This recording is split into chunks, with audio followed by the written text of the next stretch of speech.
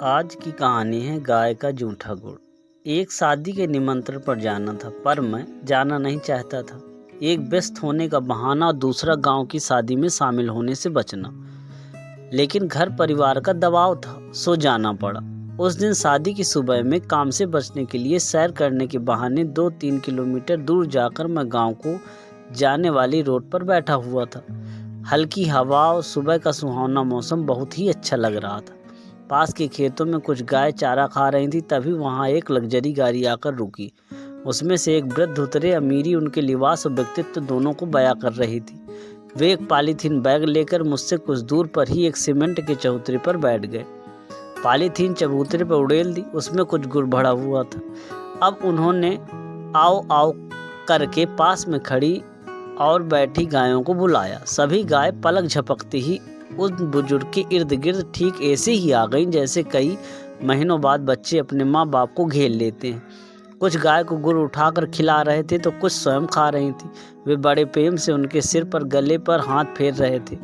कुछ ही देर में गाय अधिकांश गुड़ खाकर चली गई। इसके बाद जो हुआ वो वाकया जिसे मैं जिंदगी भर नहीं भुला सकता।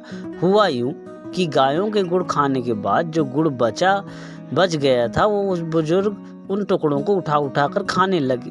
मैं उनकी इस क्रिया से अचंभित हुआ, पर उन्होंने बिना किसी परिवार के कई टुकड़े खाए और अपनी गाड़ी की ओर चल पड़े। मैं दौड़कर उनके नज़दीक पहुंचा और बोला, श्रीमान जी, क्षमा चाहता हूं, पर अभी जो हुआ उससे मेरा दिमाग घूम गया।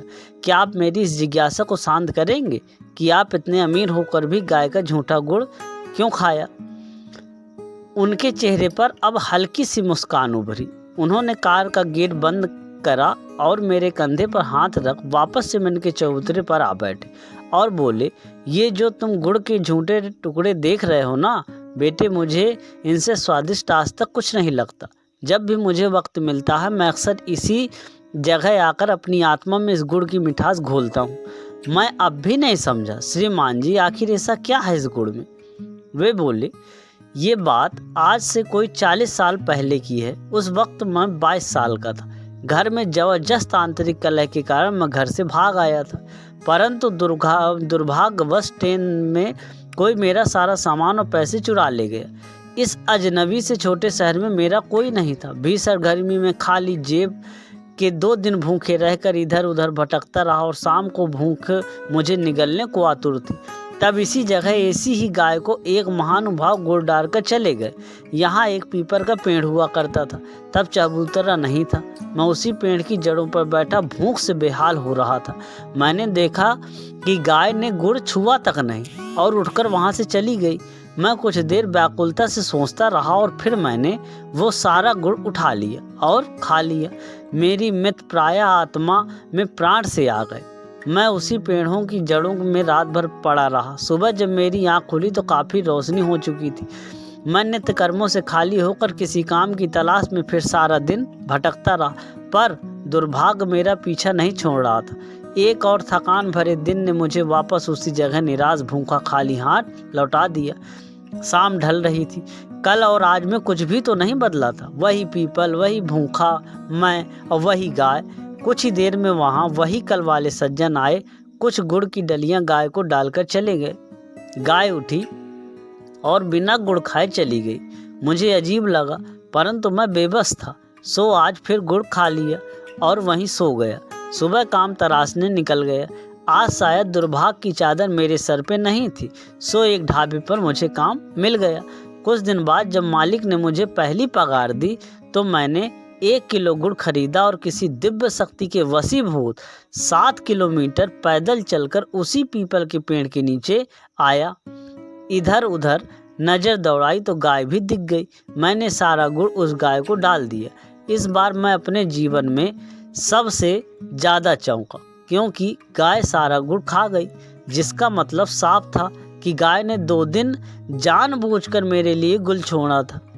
मेरा हृदय भर उठा और उस ममतामयी स्वरूप की ममता देखकर मैं रोता हुआ वापस ढाबे पे पहुंचा और बहुत सोचता रहा। फिर एक दिन मुझे एक फर्म में नौकरी भी मिल गई। दिन पर दिन मैं उन्नति और तरक्की के शिखर पर चढ़ता गया। शादी हुई, बच्चे हुए और आज मैं खुद की 5 फर्म का मालिक हूँ। जीवन की इस लंबी यात्रा में मैंने कभी भी उस गाय माता को नहीं भुलाया। मैं अक्सर यहाँ आता हूँ और इन गायों को गुड़ डालकर इनका झूठा गुड़ खाता हूँ। मैं लाखों रुपए गौशालाओं में चंदा भी देता हूँ, परंतु मेरी मन की तृष्णा, मन की शांति यहीं आकर मिटती है बेटे। मैं देख रहा था कि वे बहुत भावुक हो चले थे। समझ गए अब तो तुम? मैंने सिर हाँ में हिलाया।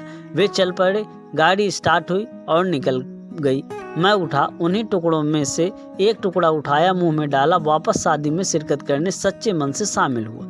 सचमुच वो कोई साधारण गुण नहीं था, उसमें कोई दिव्य मिठास थी जो जीव के साथ आत्मा को भी मीठा कर गई थी। घर आकर गाय के बारे में जानने के लिए कुछ किताबें पढ़ने के बाद जाना कि गाय गोलोक की एक अमूल्य निधि है, जिसकी रचना भगवान ने मनुष्यों के कल्याण आशीर्वाद रूप से की है। ऋग्वेद में गौ को अदिति कहा गया। दिति नाम का अर्थ है नाश का प्रतीक और अदिति अविनाशी अमृत का नाम है। अतः गौ को अदिति कहकर वेद ने अमृत का प्रतीक बतलाया।